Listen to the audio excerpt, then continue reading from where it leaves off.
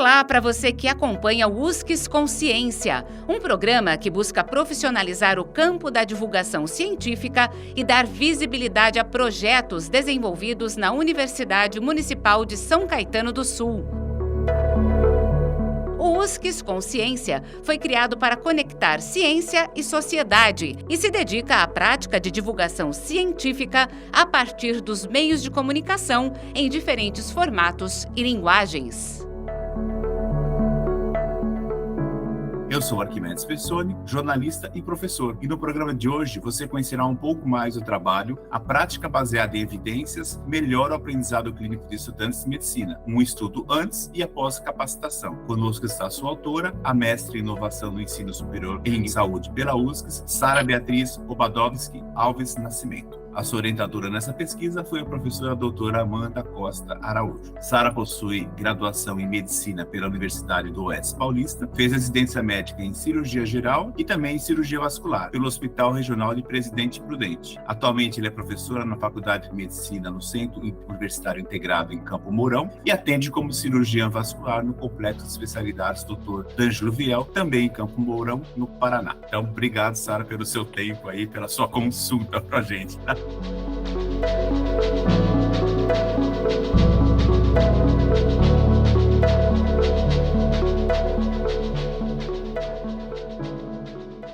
Eu que agradeço, Arquimedes, a oportunidade. Então vamos lá. Eu queria saber assim, quando você veio para o mestrado da USCS, havia uma preocupação em montar uma pergunta de fundo que tivesse relação com a sua atuação profissional, né? Seja ela em clínica ou na sala de aula, que é o seu caso, você está com um pé em cada um, né? Como é que foi a construção desse tema junto com a sua orientadora? Eu sou professora de habilidades médicas, a gente faz bastante simulação. E aí a nossa ideia foi aplicar, então, o nosso trabalho na área da simulação. Inicialmente, né, a ideia era, eu já fiz, e acabou saindo uma simulação de catástrofe. Aqui em Campo Mourão, a gente envolveu 200, 300 pessoas, mas a gente, quando estava decidindo, a gente tinha medo de uma nova onda de Covid, porque eu fiz o meu mestrado durante o Covid. Se tivesse uma nova onda, fazer uma simulação para ver, né, na parte do ensino, que seria muito legal, mas talvez eu pudesse ser limitada por não poder realizar meu projeto. Daí a gente tentou como, então, aplicar a simulação de maneira, mesmo mantendo a simulação, então, com grupos pequenos, e aí a gente aplicou na minha liga acadêmica, que é uma liga do trauma, e a partir das simulações a gente também realizou, né, a capacitação deles, porque o que eu identificava? Os alunos não sabem interpretar um artigo científico, principalmente o Covid mostrou muito isso, né? Como o pessoal foi levado por interpretação só de um dado, de trabalho que nem poderia, nem seria considerado válido, né? Que com muito viés. Aí, a partir disso, a gente aplicou na minha liga, treinando eles a interpretação,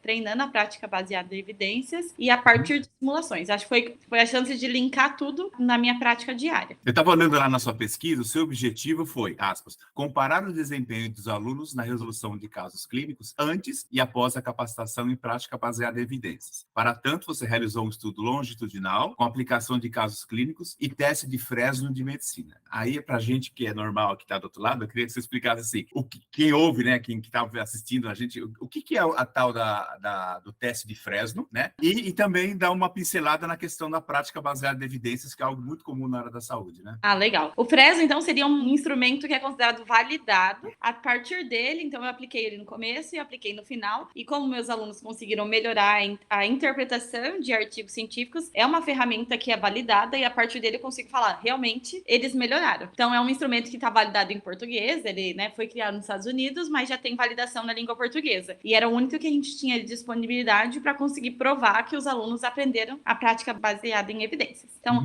a prática, né, baseada em evidências, geralmente fala que é um tripé. O aluno, o profissional, para exercer, então, a medicina baseada em evidências e estendendo para as outras áreas da prática, precisaria ali resolver um tripé, que é a melhor evidência científica para o momento, então, qual os melhores tratamentos, os melhores exames, seja para responder qualquer pergunta, então, a melhor evidência científica que tem que saber ser interpretada, né? Então, tem que ser comprovada. As preferências do médico também, porque às vezes, mesmo na melhor melhor evidência é um procedimento que você não tem habilidade para fazer e você não consegue propor aquele melhor para o paciente porque ainda você não tem habilidade técnica para oferecer isso, e também as preferências do paciente, que às vezes você propõe um tratamento que vai contra a religião dele, vai contra o que ele acredita, e também com tudo isso a gente consegue praticar a medicina baseada em evidências ou a prática baseada em evidências. Então, quando a gente envolve tudo isso. Eu não sei se você... A prática de medicina baseada em evidências está muito ligada às metodologias ativas, não? Se eu estou enganado, estou certo, né? A medicina baseada em evidências seria uma medicina que a gente interpretaria os resultados dos artigos e a gente só faria as condutas de acordo com a literatura e respaldado, né? E aí a gente ia usar meta-análise, a gente ia usar os estudos, né, triplo cego, randomizado, a gente usaria estudos com grupos grandes, testados, com grupo controle, né? Muito diferente de muito tipo de estudo que a gente acaba vendo por aí. É baseada nisso, não do eu acho, o meu professor me ensinou, a opinião do especialista, né? Sim, ver pelo grupo do WhatsApp, né?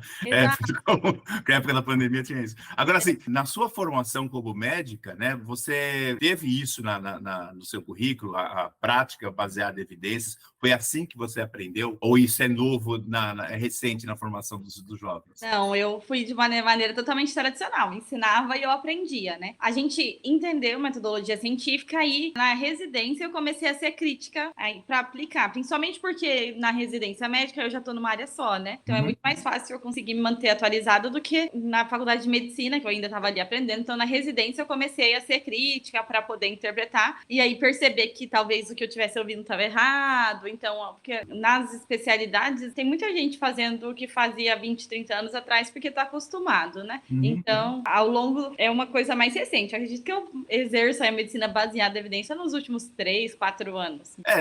Então, isso é uma outra curiosidade minha, né? Porque você agora está do outro lado do balcão, né? Você, como aluna, não foi formada dessa forma, e formada dessa forma é ótimo, né? Mas, de qualquer forma, você está hoje professora e utilizando esse método que você não conhecia quando era aluna. Então, você está tendo um aprendizado como professora, né? E utilizando para uma nova turma de jovens que vem aí. Os seus colegas de curso, né? Os outros professores, também utilizam isso? Ou é uma prática do curso, é uma política do curso? Ou é uma iniciativa da Sara na sala de aula? Não, a gente, com a mudança para as metodologias ativas, a tendência é muito grande, né? Da gente deixar o aluno mais crítico, pronto ali para uma aprendizagem ativa, interpretação da metodologia científica de maneira muito bem feita, né? E a gente tem adicionado essas disciplinas, né? A gente tem muita disciplina que envolve isso. Até na faculdade nova que eu estou fazendo consultoria, tem medicina baseada em evidências. É uma disciplina. Então, os alunos vão aprender como que vão interpretar os exames, como que vão interpretar os artigos, para poder saber se dá para aplicar ou não. Então, é uma tendência. A gente tem percebido na medicina a tendência agora com as metodologias ativas, né? Sim. Então, lá na sua revisão sistemática, né,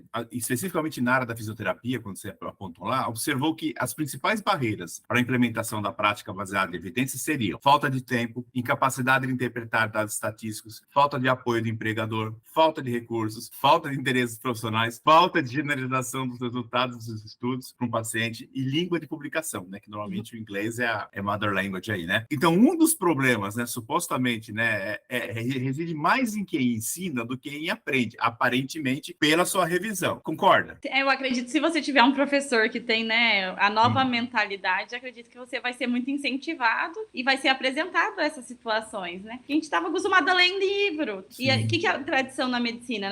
Eu falo pela medicina. Você quer aprender um tema, você vai para um curso de final de semana, sendo que você poderia fazer uma busca científica nas bases de dados e ficar atualizado quanto àquele tema, né? Usar os delimitadores certos, conseguir fazer uma boa pesquisa para facilitar também, né? No nosso trabalho a gente fez isso, ensinou os alunos como fazer uma pesquisa no PubMed bem feita, o que você usaria ali, quais seriam, vou excluir isso, vou adicionar isso, para você conseguir visualizar poucos trabalhos que respondam à sua pergunta clínica, né? Então, na medicina a gente vê muito isso, né? A opinião do especialista, a gente tem muita dificuldade de exercer a medicina baseada em evidências. Sem falar que muita gente com dificuldade no inglês, apesar com muitas ferramentas de tradução que poderiam ajudar muito, né? Sim. Que, inclusive, utilizei várias pra gente, para o meu trabalho, porque a gente tem que ler muito artigo, né, no mestrado, então eu utilizei bastante e apoio mesmo, né, para, às vezes, o empregador, pensando lá na fisioterapia, não dá oportunidade de exercer, tem que ficar sempre na mesma, então são barreiras que os fisioterapeutas nesse trabalho encontraram também.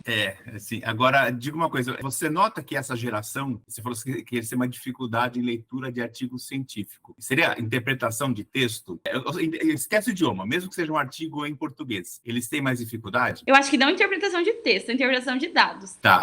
Porque ver os dados e entender que às vezes aquele intervalo de confiança não tá legal, ver que varia muito, será? Ou assim, às vezes mostra como uma medicação reduzindo um monte, e às vezes o número necessário para tratar é enorme. Às vezes o melhor dado é apresentado de uma forma, sendo que tem um monte de dado ruim ali também naquele artigo. Então, acredito que não tanto no texto, acho que a interpretação, porque você tem que saber o que é cada coisa para você interpretar, né? Sim. Os dados paramétricos ali, sensibilidade, especificidade, todos esses dados, como que você vai interpretar? E às vezes você está passando uma medicação que você vai tratar 1 milhão de pessoas para reduzir uma morte. Então, será que qual que é a efetividade disso, né? Acho que a dificuldade de interpretar os dados, porque o texto é fácil de manipular, né? O texto a gente destaca o que for, mas os dados, tabela, gráfico apresentado, a gente tem que estar preparado para interpretar. E como é que foi a experiência prática? Então, quantos alunos estavam envolvidos nessa sua experiência, né, no caso?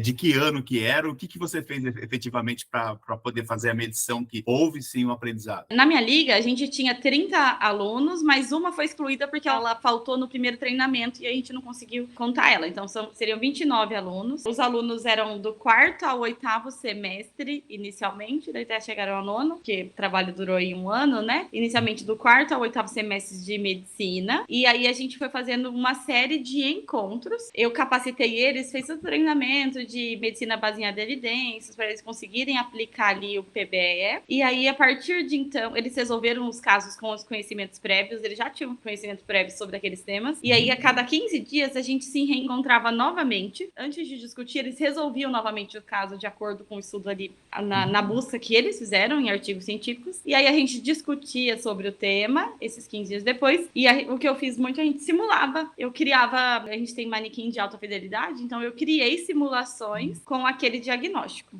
Então, a partir e toda semana foi assim, de 15 em 15 dias. E no começo eu também apliquei aí o teste de Fresno e no final, né? Que foi aquela ferramenta validada para avaliar se eles conseguiram melhorar. E a gente conseguiu observar que eles melhoraram bastante mesmo, utilizando. Foi muito bom, graças a Deus, né? Sim, claro. E eles sabiam que estavam participando de uma experiência de um mestrado no seu, óbvio, né? Isso, com DCLE, exato. Ah. No primeiro encontro a gente fez toda a documentação, explicou, e a qualquer momento também, se eles estivessem se sentindo pressionados, alguma coisa podia sair, não era obrigatório. E graças a Deus eles todos continuaram, foi super legal. E você deu alguma devolutiva para eles, Sara? Assim, olha, terminei, o achado foi esse para discutir os resultados? Sim, assim, depois que eles entregavam também, cada caso a gente discutia, e era uma discussão bem legal em cada caso, né? No caso, porque eu tive 4 temas diferentes que a gente foi fazendo, e a discussão era super interessante, porque eles traziam, às vezes, um artigo que eu não tinha visto. E aí a discussão ficava super legal, assim, 29 alunos, que é uma liga que é a liga mais concorrida da faculdade. Então, não é uma liga que a seleção é muito grande. Então, são alunos que já têm um interesse muito grande, já estudam bastante, já correm atrás.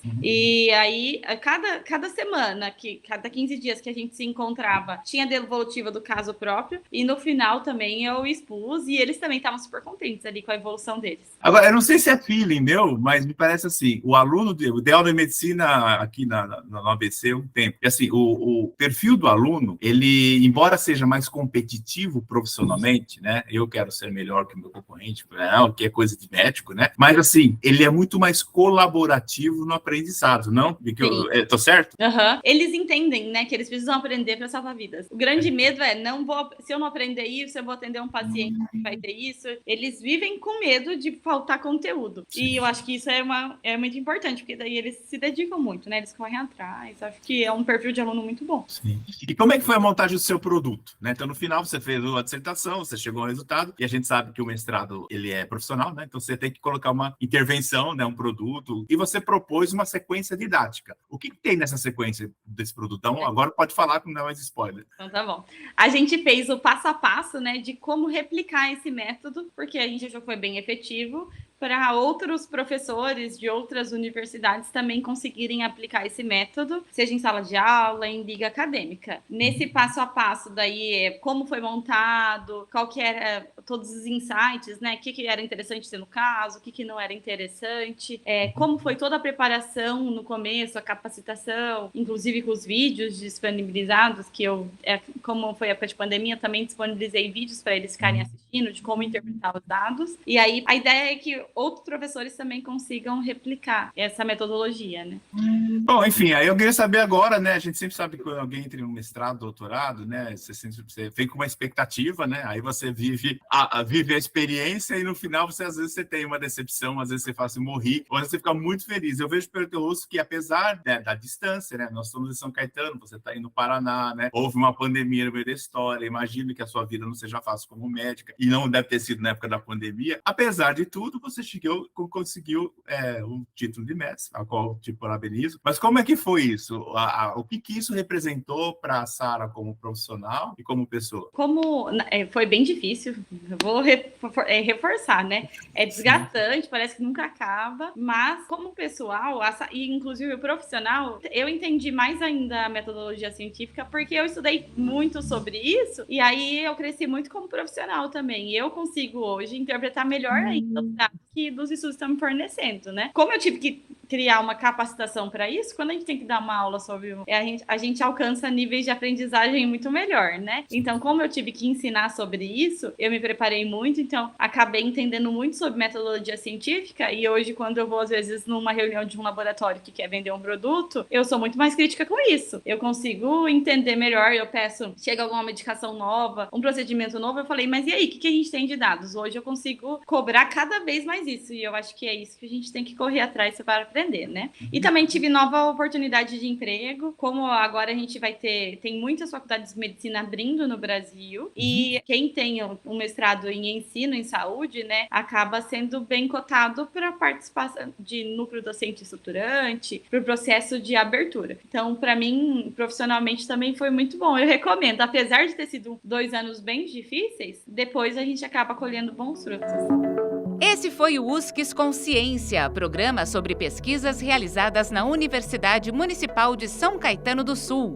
Este episódio teve a apresentação de Arquimedes Pessoni e trabalhos técnicos de Márcio Roberto do Nascimento Filho. O USCS Consciência é uma produção da Coordenadoria de Comunicação e Universidade de São Caetano do Sul e pode ser acessado no canal do YouTube da USCS e nos aplicativos de podcast. Você encontra o USCS Consciência nas redes sociais Facebook e Instagram.